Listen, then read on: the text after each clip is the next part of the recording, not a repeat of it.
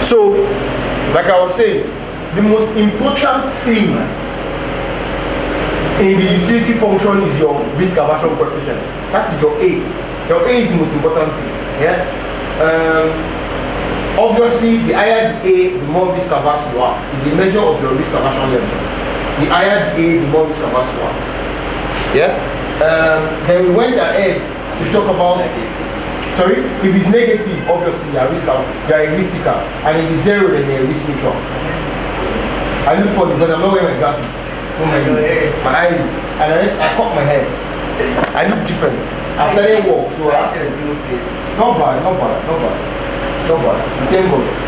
I have to look different because I'm going to work. Okay, I can't look like K again. Those days of looking like K are past. So, as I was saying, they are saying he's looking on the toilet. I'm looking. They are saying he's looking on the toilet. Did you know? I never said it. So, we now talk about indifference scores, and we said because this whole concept is given to us using graphs, we need to always have the graphical representation of things. Yeah? And we talked about the indifference score being the graphical representation of what? The utility function. Yeah? And there's one key takeaway I like to mention when I talk about indifference score. Every point on an indifference score has the same utility. Regardless of the higher risk or the higher return and all that, they satisfy the client the same way. That is why it's called an indifference score. Meaning anything that is on that score, the client is indifferent about it. Meaning that he can choose either. That's the key takeaway of indifference score. Then after indifference score, we moved toward capital allocation line. And we said the capital allocation line is a line that shows you various combinations of two assets. A risky asset and a risk-free asset. A risky asset and a risk-free asset. If you are closer to the risky on that line, then it means that you have more what? Allocation to what? You have more allocation to the risky assets. If you are closer to the risk-free, then you have more allocation to what? To the risky assets. Now, every point on that line are what? Various combinations of what? Two assets, various combinations, yeah? But the question now is, imagine these various combinations are being offered to Shile. Good afternoon, are you just coming? Since morning? Yes. Okay. No. If, imagine this capital allocation line contains various portfolios. Do you all agree? The capital allocation line contains various portfolios. And the various portfolios have various combinations of what? Risky and risk-free. Do you all agree? Now, if I offer Dimeji those various portfolios, there's a big challenge. And the challenge is, which of these various portfolios is Dimeji going to choose? Now, in order for choice, we need to bring in a concept. And that concept is what? Utility function. Because the utility function is driven by Dimeji's what? Risk aversion coefficient. And it is the utility function that is the tool that we have that enables us to choose amongst what? Various portfolios, investments, and all that. Yeah? Now, that is why in the last class, I showed you guys this.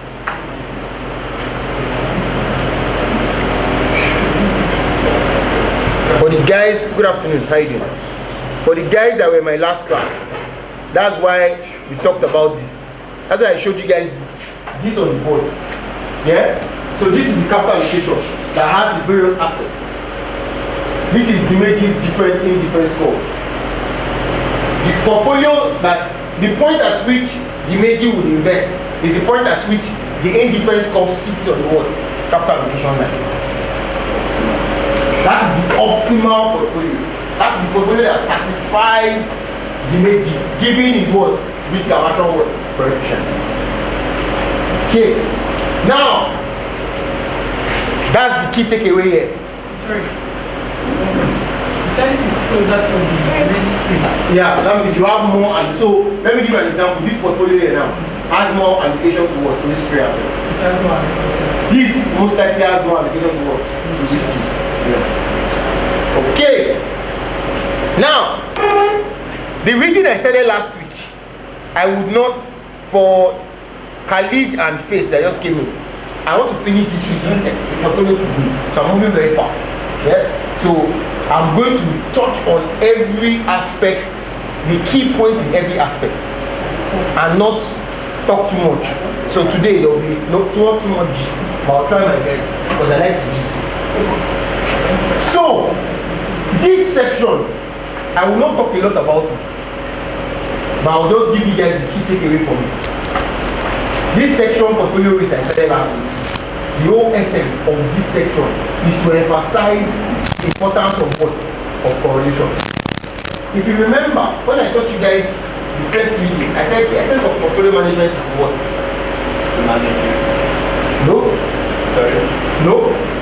The other essence of what? The essence of portfolio management is to do what? Head south onto a line I thought I switched you off. Chalet Street, then slide left onto Chalet Street.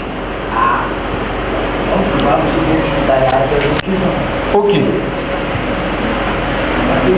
No, that's not the answer. The essence of portfolio management is to do what? Is to, God will bless you, What did you say? manage risk. No, reduce risk, not manage risk. There are two different things. Go and read risk management. It's not to reduce risk. Risk management encompasses a lot of things. So if you remember when I told you risk management, you have to identify your risk. You have to, I never said anything about reduce risk when I was talking about risk management. I never said any that wait now. Wait, that's what I said. That's why when you guys said it, I said no.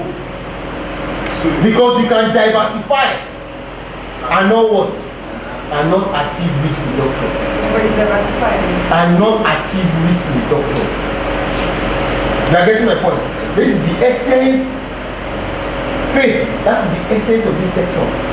That it's not just by diversifying, it's by diversifying with an intent to reduce risk. And the only way you can achieve that is by what? Combining risky assets that have what? Low correlations among themselves. That is why this section is emphasizing correlation. And it shows you how correlation impacts portfolio risk, not portfolio return. So if I am very, what's that word? Deliberate in diversification and aiming at reducing my risk, the only way I can do that is to look for risky assets that have what? Low correlation. Now when we talk about correlation, correlation measures what? Relationship that exists between two what? Two variables, amongst various variables, or within two variables. Yeah? Now, your correlation is a score that it's in between -1 and +1. So if it's -1, it means that what? It is perfect what? Negative. Perfect negative means we move in opposite direction at the same frequency. 0 means there's no relationship. So that is why when I taught you capital allocation line, and I said the easiest way to achieve diversification is to what? Is to combine a risky asset with a risk-free asset. Why? Because their correlation is what? 0. That's the easiest way to achieve diversification, or to reduce what? Risk. So you're saying the best point of achieving diversification is 0, not negative 1. So that's what the challenge is. If it's -1, yes, but you really will not see assets that have negative correlation. And considering the fact that we have moved to all of globalization, the easiest, not the best, the easiest way to achieve risk reduction, risky assets and risky. Yeah? Now, this guy is just saying correlation is very important. Yeah? If your correlation is +1, then it means it's what? positive relationship, the same returns, move in the same direction, and the same frequency. Yeah? But if it's in between 0 and -1, it means that you are not perfect, but you are just negative. You are just moving in the same direction, but not at the same frequency. While between 0 and 1 is not perfect positive, just positive. You are just moving in the same direction, not at the same frequency. So perfect gives you that same frequency. Yeah? In the world of portfolio management, we look for, because we know we can't see negative, yeah? So we look for assets that have low correlation amongst themselves. So maybe 0.2, 0.3, yeah? And that's why I said, if I'm lazy, what do I just do? Combine the mystery and move on my life. Now, that is the whole essence. Fear was catching me when I say rain came. From where? That's the whole essence of this reading. Yeah? But this reading now emphasizes some things that I want to talk about.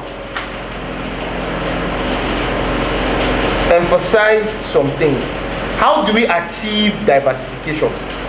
How do we achieve diversification? How do we achieve diversification? We diversify with asset classes, meaning that if I want to buy equity, if I buy equity and I want to achieve diversification, what do? I combine it with another asset class, maybe fixed income, or maybe commodities, or maybe something, or maybe real estate. You get my point? Now, another way to diversify is with index funds. Now, index funds are like ETFs. Index funds are those funds that track a particular index. Now, imagine that you have somebody comes to me now, Faith. I was about saying, there was no woman in this class before. Then Faith now arrived.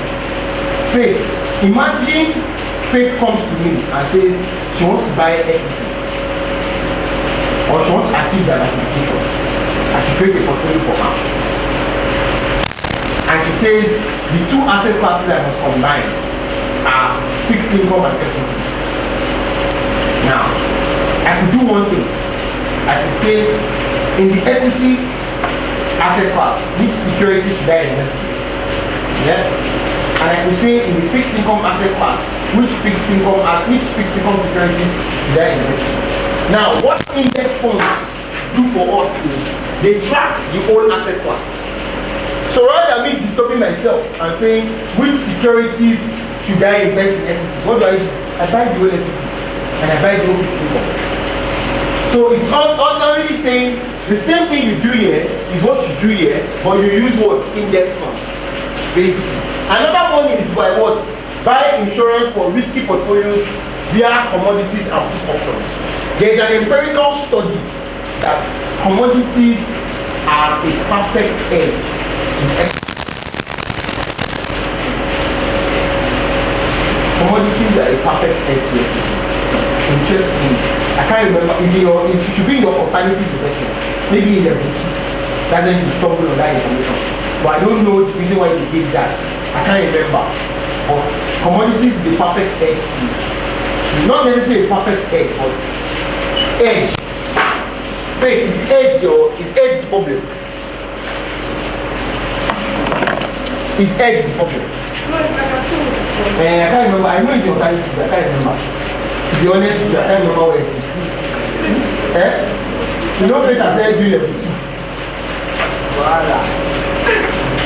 Now, the one that I think in the economy is always the business side. And industry can perform at several stages. So when there is contraction, equity is the whole. It's advisable that you invest in commodities. So for me, I always tell people, when people say commodity, what comes to your mind? Gold, oil, silver, and all those things. The main guy that forms a major chunk of this commodity is this guy. And it's only perfect edge to what? What? To risky assets. Commodities. I perfect edge to risky assets. And the reason why is that which I've explained in this class before, is that when investors on a global scale, there's something we call risk on, risk off. Risk on is when investors have appetite for risk. That's when their appetite for risk increases and they want to own risky assets. That's risk on. Risk off is when everybody is scared and everybody just wants to stay what? Safe. So during risk on, risky assets will most likely rise, while gold will fall because people will be moving their money away from gold. While during risk off, when people are running away from risky assets, they are moving their money away from risky assets and putting their money into gold. Anyway, let's move on. Like I said, I will not dwell too much on it. The one I know you guys are very aware of is put option. Do you know that put option is the insurance for risky assets? Can you guys remember put option under derivation? When the price is falling, that is when you are in the money. So put option is always favorable when you have a what? When you have a bad or a negative view about the future prices of risky assets. So if I feel coronavirus is going to happen again, what do I go and do? I buy what? Put option. When I feel that prices are going to go up, what do I buy? Buy call option. That's the essence of put and call. Now, diversification across countries, obviously. You all know that. If I don't like Nigeria, where do I go to? Kenya. If I don't like Kenya, where do I go to? Egypt. If I don't like Egypt, where do I go to? Ghana. If I don't like Ghana, where do I go to? South Africa. If I beg too much, I go what? I go outside Africa. I mean, now, the one I like to talk about is this one, which I think I've said to you guys before. Never buy your employer's stock. Never buy your employer's stock. If you are not the owner of the business, there is no point buying the business, the shares of that company. Why? The reason why is because of the Aversion story. Yeah? Where you are getting your salary from the company. The salary that you get from the company, you remove a portion for it and you buy the stock of the company. Then your pension too, you need to go and buy stock of the company. Believing that you want to become a owner, you want to become part of the owners of the business. Then what will happen? The day the company now tank, what happens to you? You plus your salary plus your investment everything will tank. Now let's talk about this guy. And I'm going to be very fast about it. I'll go direct. I'll go direct. Now, imagine Khalid. Khalid has a portfolio now. And that portfolio has Khalid, A, B, C, and D. 4 securities in it. Then one day Khalid comes to class and hears Dimeji and who are talking about a security E. And they tell you that that security or the next 1 year, that security will blow. If you are in Khalid's shoes, what will you do? If you are in Khalid's shoes, what would you do? Should I take it again? Khalid has a portfolio and the portfolio has securities A, B, C, D. He comes to class one day and hears Owa and Dimeji talking about the security E. And you tell him that security, based on their analysis, that security is going to blow in the next 1 year. If you are Khalid, what will you do? Then, okay, let's imagine that Khalid is going to do his investigation, do his research. He now realize that true, Uwa and Dimeji are right. The stock is going to blow in the next 1 year. If you are Khalid, what will you do? You are going to buy it. I'm going to buy it. Who else? Bros, what will you do? You buy it. You buy economy. You buy call option. Let's try to smart. But there's no call option in this case. Well, funny enough, to me, that would have been the best idea. But I'm going to go and buy a call option. So that if Uwa and Judy they don't deceive themselves, what will you do? You will not lose too much money. What will you do, Faith? What is the second option in this? No, now. The second option is in this case. So what are in this case now? Just this is the security. The shares of the security. Market. There's no corruption. You buy. Okay, fantastic. Nobody saying you buy. In all rightness, yes, you should buy. Why should I what? Why did I ask? So, for me, based on what I want to teach you today, you shouldn't just buy stock. You don't include a stock you don't include an investment in an existing portfolio if the investment that you are including is not going to increase the risk return dynamics of that portfolio.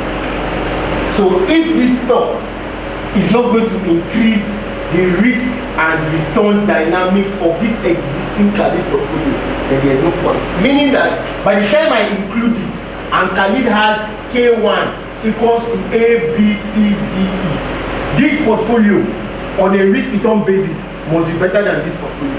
If not, there's no point. Reason why? You know why?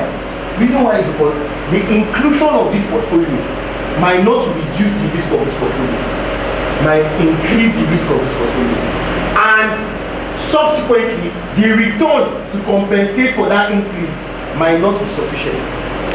Does that make sense? Does that make sense? So what I'm saying here is K on his own has a return of 10 and a risk of 15. You now include E, you now have K1. K1 has a return of 12 and a risk of 20. Did it make sense to add that portfolio? Did it make sense? Your risk increased by 5%, but return increased by only 2%. Can somebody do 10 divided by 15 and 12 divided by 20? 10 divided by 15 is what? 0.10. This is what? 0.667. This is what? 0.6. You can see that on a per unit of risk, what happened? Inclusion what? Decline. So what we are telling you now is that the only time you include a security or an investment to an existing portfolio of investment is only when that risk over return is greater than what it was before. That means the risk and return after inclusion and return over risk. Anyway, to make it easy, it is measured by what we call what? Sharpe ratio. So your Sharpe ratio of your new portfolio must be, meaning the Sharpe ratio of your new portfolio must be greater than the Sharpe ratio of the old portfolio. This is inclusion of the what? Of the new investment. If this does not happen, then you should not what? You should not invest. But the curriculum gave us a criteria, and the criteria is the Sharpe ratio of the new portfolio must be greater than the Sharpe ratio of the old portfolio multiplied by the correlation of the old portfolio and the what? And the new asset.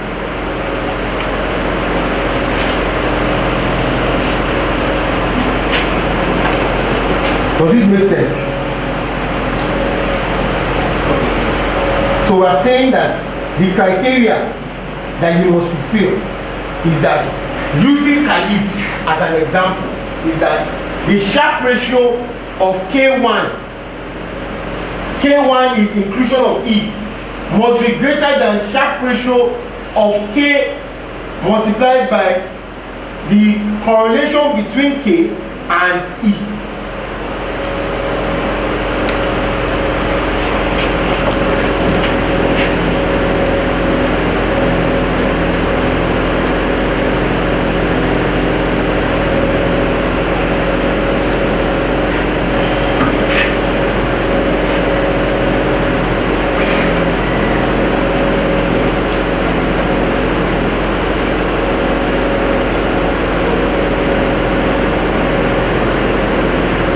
No, sorry, this should be E. This should be E. The Sharpe ratio of the new asset must be greater than the Sharpe ratio of K, that's the old portfolio, multiplied by the Sharpe ratio of the old portfolio and E. If this is fulfilled, then this will be fulfilled. This is the new portfolio and old portfolio.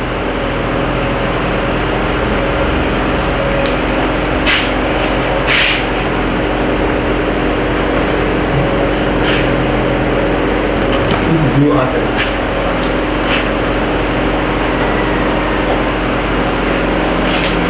Makes sense. You can continue. Okay.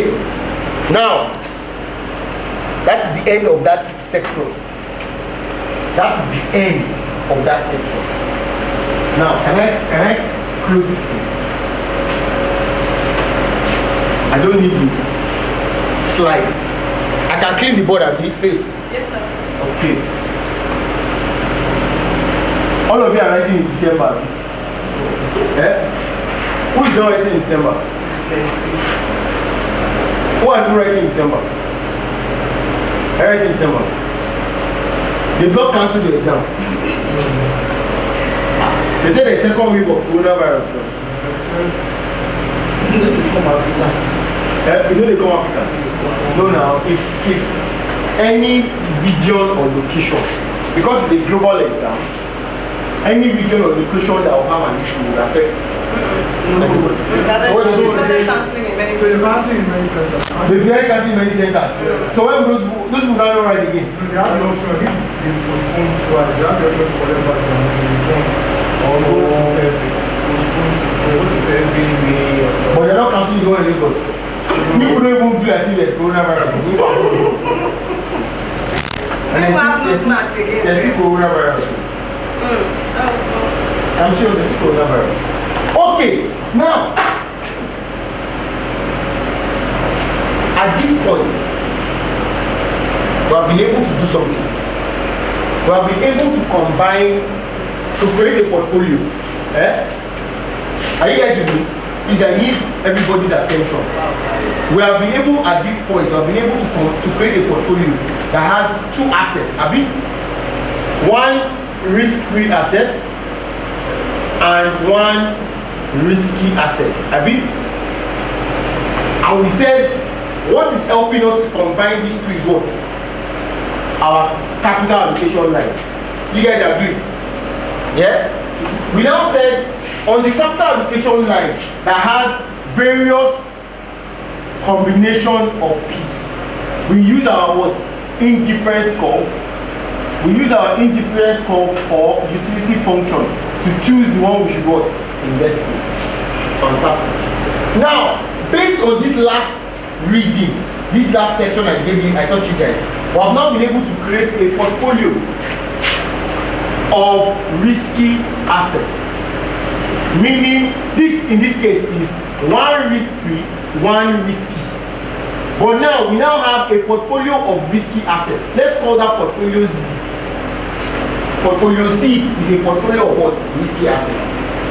And I told you guys, when you have a portfolio of risky assets, the best way to do what? To achieve diversification is what? Is to combine, the easiest way is to combine what? Combine it with what? Risk-free. So what we want to learn now is having a portfolio Y that has Z and risk-free in it. What is Z again? What is Z? Portfolio of risky assets. So we have moved away from P and we are now in what? In Y. Saying that we know that an investor cannot hold only one risky asset. If I give you money now and say go and buy investment, will you use the money to buy only GT? No. Because I was the same person that taught you in this class that you should what? You should spread your wealth across what? Various what? Assets. So I know you will not buy only one risky asset. If you like, say you buy agriculture and join. Have you? And if you like, you buy what? Bitcoin and join. And if you are doing, what will you do? You trade FX and join. Abi, but we're not saying, considering all these various, all these things I'm saying are what? Your portfolio of what? Risky assets. We're not saying to achieve optimality, combine it with a risk-free. Combine it with a risk-free. Now, what I want to teach you now is how do we identify, okay, now let me backtrack. Now, we're not saying that do you just randomly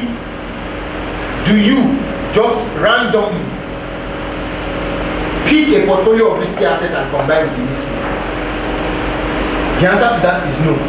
We have to pick an efficient portfolio to combine with what? With the risk-free.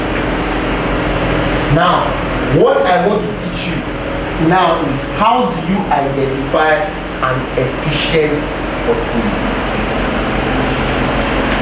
I'm going to take you through a process, very easy process. In 15 minutes, we're done. We move to the next video. In order for you to identify an efficient portfolio, you start with something called IOS, Investment Opportunity Set. Investment Opportunity Set, not Android and iOS. So this is investment, because way Faith is looking at this thing that this is not Apple. Investment Opportunity Set. Now let's start with that. Investment Opportunity Set is a pool. Are you guys here? Investment Opportunity Set is a pool of randomly created portfolios that contain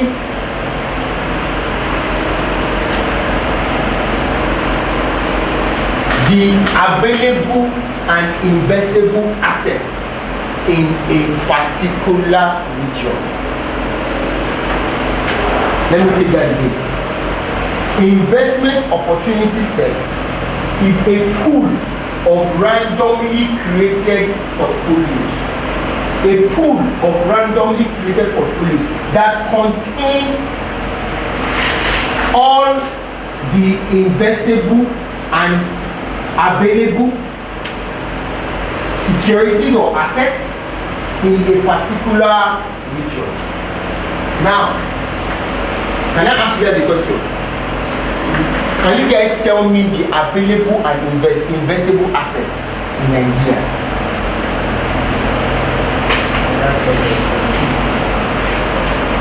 Sorry? So equities? Cocoa cake? Cocoa? Commodities? Okay. You want to say that? Okay, what again? I think it's Bonds. Bonds. Is it not just risky assets? Risky. Bonds is risky. Bonds are risky. Corporate bonds. Bonds are risky. Government bonds. They are risky. Alright. They are risky. They are affected by inflation. One, they are affected by time. Okay. Remember, we said the only risk-free assets that we have is government equity, not government bonds. Okay, what again do we have? Real estate. Alright. Let's leave it at 4. Now, if I tell you guys to randomly combine these 4 assets to create portfolios, how many portfolios do you have?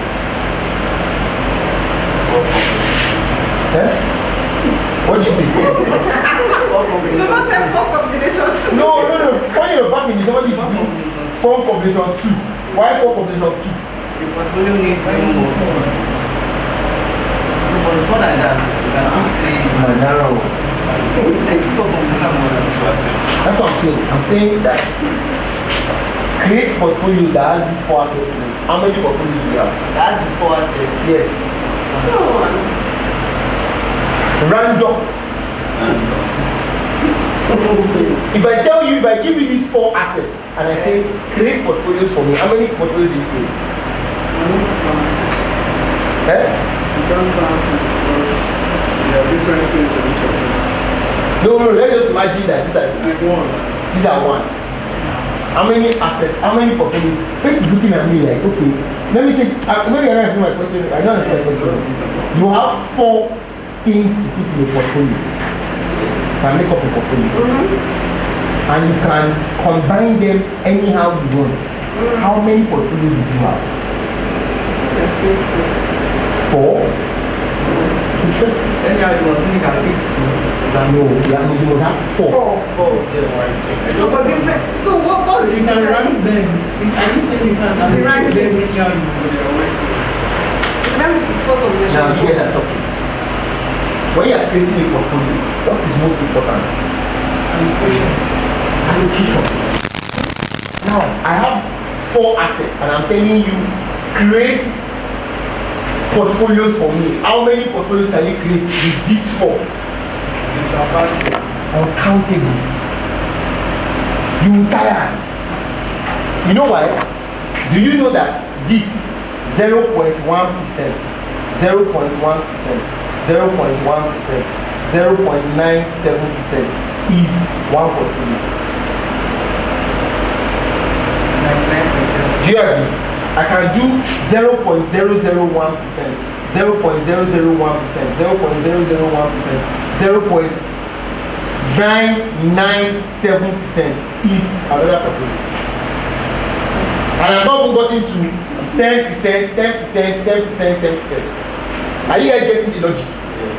That means I can allocate who I was already getting there. I can allocate these 4 to create a portfolio anyhow I want. Are you getting my point? So we are not looking at an equally weighted portfolio. So even though an equally weighted portfolio will be one of the various portfolios I'm going to create. So the point I'm trying to get at here is your investment opportunity set is always a lot because you are randomly creating portfolios.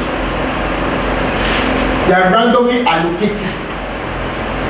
Maybe if I use allocating, it makes a lot of sense. So they are randomly allocating your wealth to these 4 assets randomly. There's no mechanic to it. Yeah, so you have a lot. So your investment opportunity set is always a lot. However,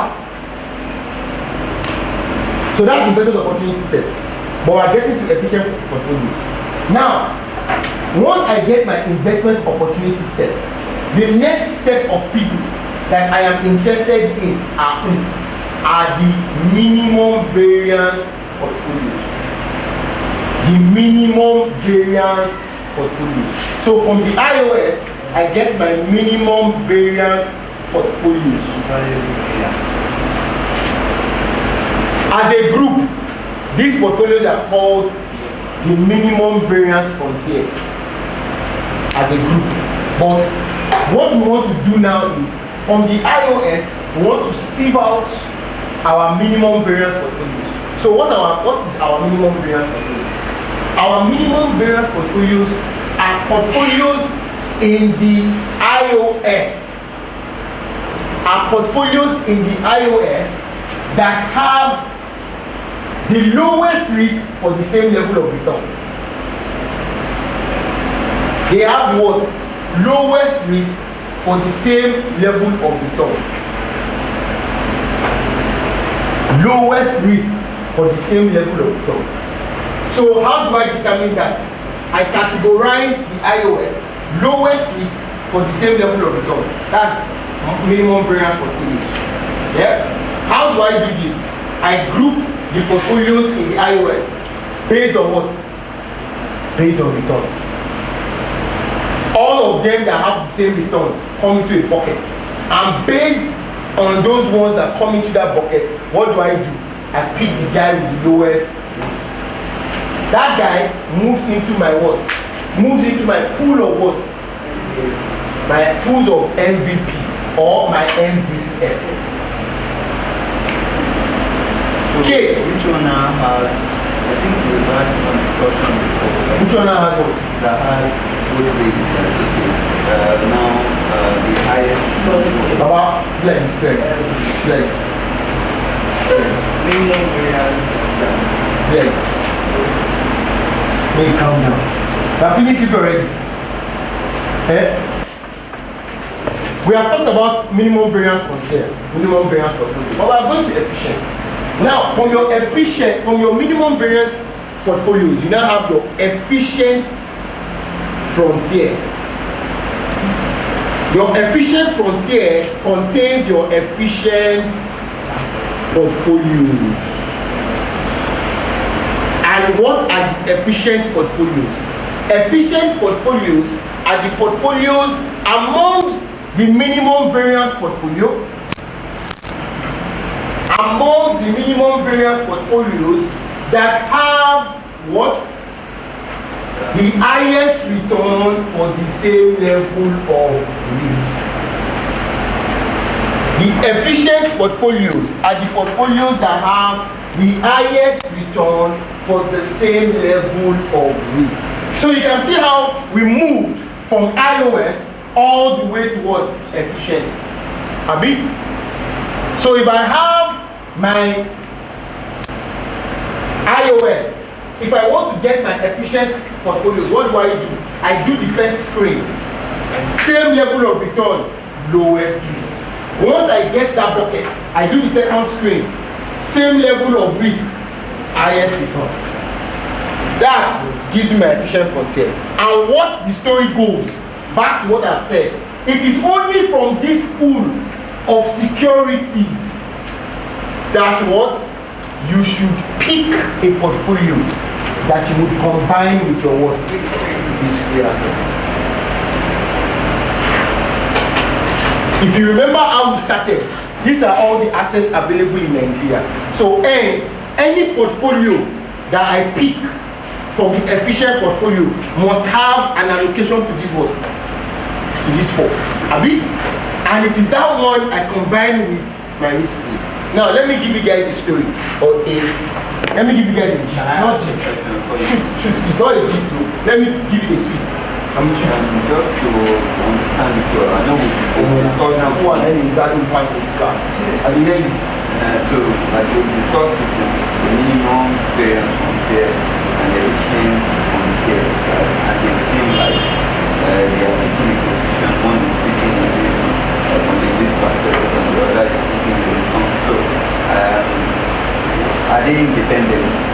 Like, what do you mean independent? So I'm just trying to say. Slap this to me. So I'm just trying people think I'm violent. You are slapping. I'm just trying to ask if what do you mean? their own, like if they are. No, it's a screening process. Do you understand what I'm saying? Okay. It's a screening, so you have this. These are a lot. So you can't say like maybe if you have an efficient frontier, you have You want to pass back? So do you understand your question? That's what I'm saying. He said we don't understand this question. Because his question is not clear. What I'm trying to say, don't complicate yourself. Take the information you have seen. It is a screening process. You start with your iOS and you're trying to get. So imagine that you have 1 million portfolios. Do you want to stress yourself with 1 million portfolios? No. But maybe you want to stress yourself with only 5. And we call that 5 out of the 1 million. We call them what? Efficient portfolios. That efficient portfolios were among these iOS before. But you want to stress yourself with only 5. So that if Khalid comes, what will you tell Khalid? Now the 5 portfolios with this, so which one you like? If Uwa comes, now the 5 portfolios with this, so which one you like? Against Khalid come and say, see 1 million portfolios. Khalid will say, what's going on here? You are getting my point. Who you want stress? So what we're saying is, from this pool of 1 million, you want to get 5 efficient portfolios that are efficient. Now, there's something I want to say. Why do we call these guys efficient portfolios? They are efficient portfolios because they dominate all other portfolios in the minimum variance frontier on a risk-return basis. I'll show you guys. Just understand what I'm trying to say. That these guys, they are amongst these guys. So imagine if these were 20 And we're saying out of these 20, there are only 5 portfolios that are efficient, meaning the remaining 15 are useless. Now, why these 5? The reason we're choosing these 5 is because on a risk-return basis, they are better than the remaining what? 15. So we have what? Eliminated the 15 and sticking to only 5. And we are telling you that it is only from these 5 that you should be what? You should be choosing a portfolio that you will combine with your what? Your risk. Remember, these 5 portfolios, they will have different what? Risk return characteristics. Have you? Okay? Now, how do you select from these 5?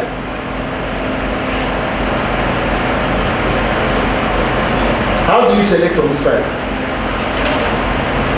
Your utility, your indifference score, your utility. What drives your utility? Risk aversion coefficient. So what we're trying to say is, even if I give 5 portfolios now, the one Faith will choose will go from the one Khalid will choose. Because your choice is based on what? It's based on your risk preference. It's based on your what? Your risk tolerance. It's based on your what? Your risk aversion coefficient. Face, does it make sense? It does make sense. The way you are doing your face is as if you are trying to think, you are trying to connect the dots. So I'm trying to, no, just a connection. Love This one on the first class. It's fine. Makes sense. Fantastic. Shide, have I been able to? Yes, thanks. So, these guys, anytime you hear the dominant portfolios, what should come to your mind is what? Efficient. Efficient portfolios. Now, let me show you guys. Let's go back to the graph. So you see everything I've explained to you now. In the curriculum, they explained it to you using graphs. But obviously, since you know this, I am very, very sure that if I show you the graph, you will not have a problem with it. Why is Bimbe not in class today now? She had a what? She had something to attend to. Why is that? It's you. When you were not away, she was not an answer. She's very ready, not an answer. Then you will now come to me and she will not be forming for yourself. It's alright.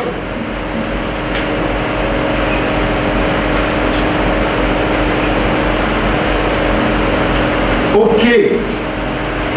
Can you guys see this? Let me zoom in again. Can you guys see this? Can you guys see this? Now, what this on the board, on a graphical note, sounds a bit off. But hey, this is how the curriculum explains it. Now, this is where they started from.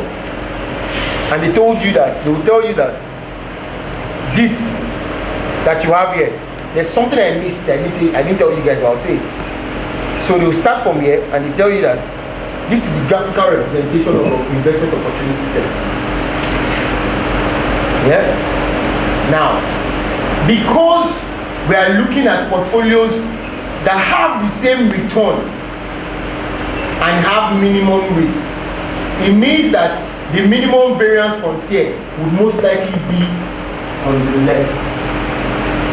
Because you are always sticking to what? Lower risk, lower risk, lower risk. So hence, they said, this is your minimum variance frontier. This, like this curve like this. That's what they said. This curve, this like 77, is your minimum variance frontier.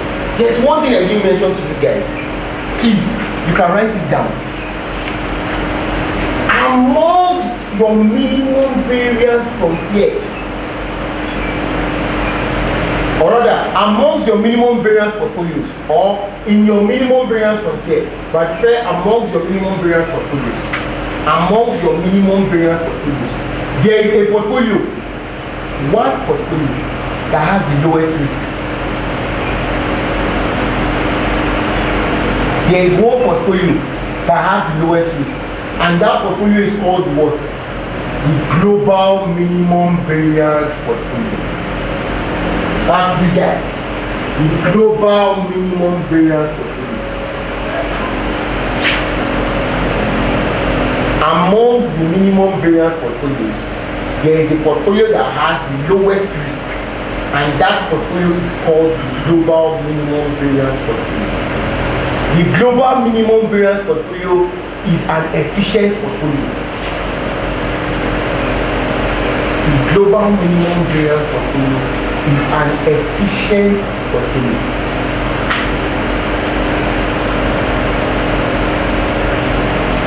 So obviously, when I say that it's also part of the efficient what portfolio. Now, back to our graph.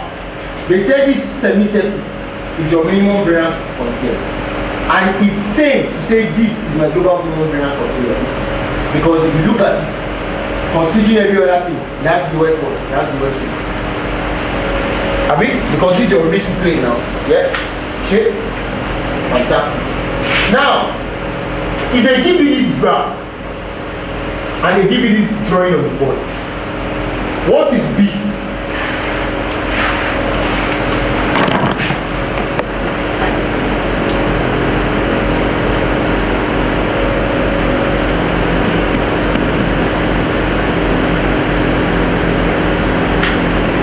What is B? What do you guys think is B?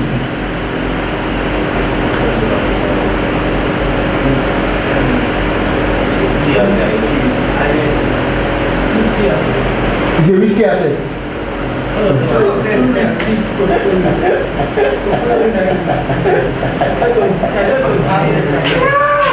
They are all risky portfolios. What's B? Just an asset in the iOS. It is just a portfolio in the iOS that did not make it to the what? Minimum variance concept. Yeah? So it's just a portfolio in the iOS. What is X?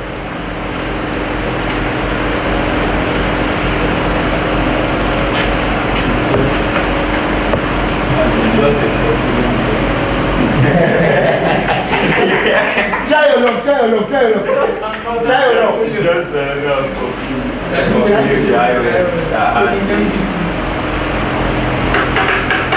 Can I ask you a question? If he's a member of the iOS, how come he's not part of the minimum variance concept? Because if you look at it, I can come here and draw a line and say that this guy has a lower risk than this guy. So how come this guy makes it and this guy don't make it? Eh? He's not a member of the iOS. So this guy is not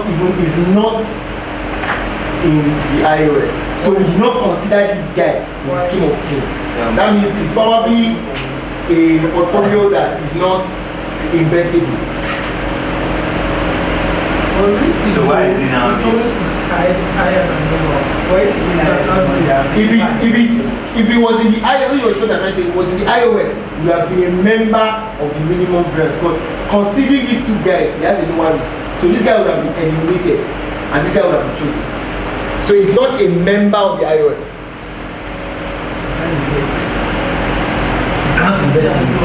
It's not investable.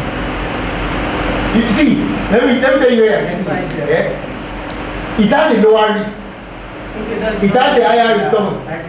But you cannot invest in it. You don't have access to it. You shall know that it is there, but you cannot invest in it. So this one again, what's that? X. Remember when we started? When we gave our example. When we gave our example.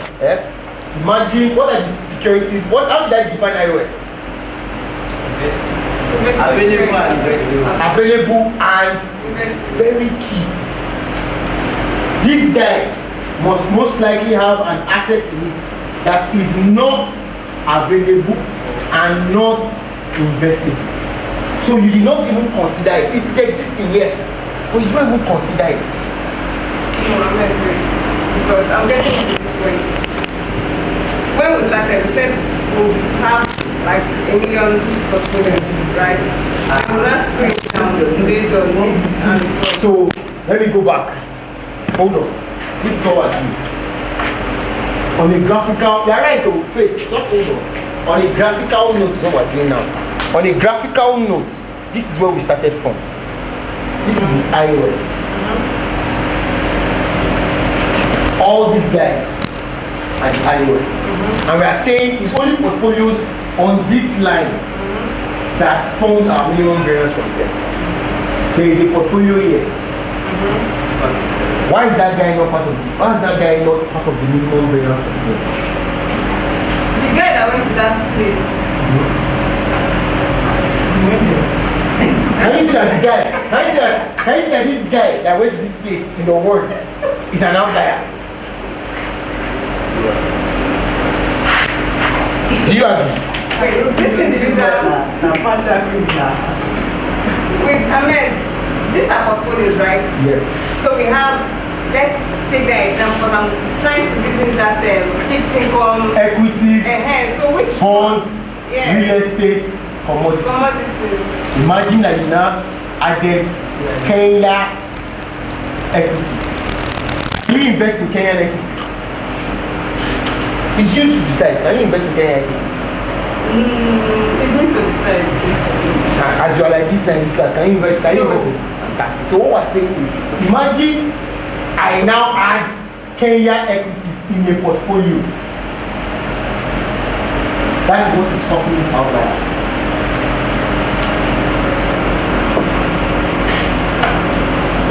Is it not making sense? This guy, everything, not all of them. No, that's what we're trying to say. Okay. So we're trying to say that this guy that you cannot invest in, it is because you have created a portfolio that has something that is not available and investable. So it does make sense now. It makes sense now. Because that first time you said all the assets, having them at different apportion. That's what is said. Okay. We now have a guy that is outside the set. They are getting my point. Okay, moving on. Now, from this same thing I have on the board, we are now saying that if everything here, from here to here is the minimum variance frontier, we are saying from here all the way down to here is our efficient frontier. Now, why? What do we use to select efficient frontier? Return. Same risk, maximum return. Same risk. Maximum return. If I draw a line like this, you can see why the global minimum variance is what?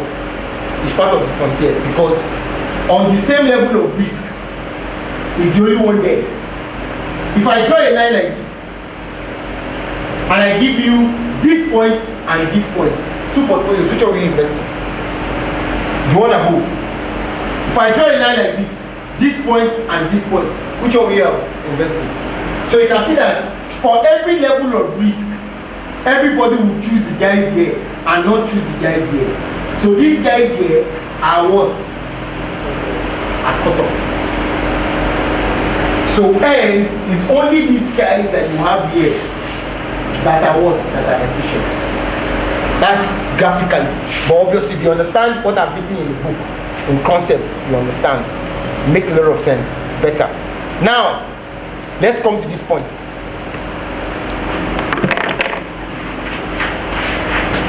Let's come to this point. What is this point doing? This graph now does something that me I don't like.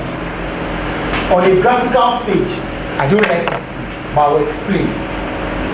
Now, what these guys are saying is, you have to choose your risk-free rate, because it's your risk-free rate that you need to combine with a portfolio on the efficient frontier. Yeah? But what these guys are doing is they are assuming that we do not know the efficient portfolio.